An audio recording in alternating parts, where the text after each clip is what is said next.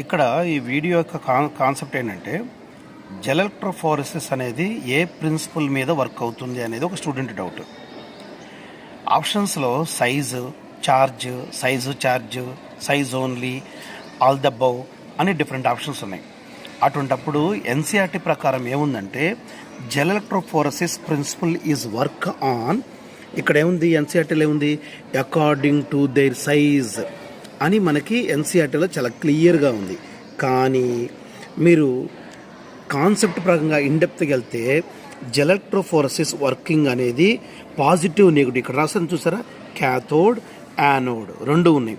అంటే ఎలక్ట్రోఫోరెసిస్ రియల్గా మనకు కావాలి అంటే ఛార్జ్ కావాలి, అలాగే ఛార్జ్ అండ్ సైజ్ మీద వర్కింగ్ ప్రిన్సిపల్ రన్ అవుతుంది.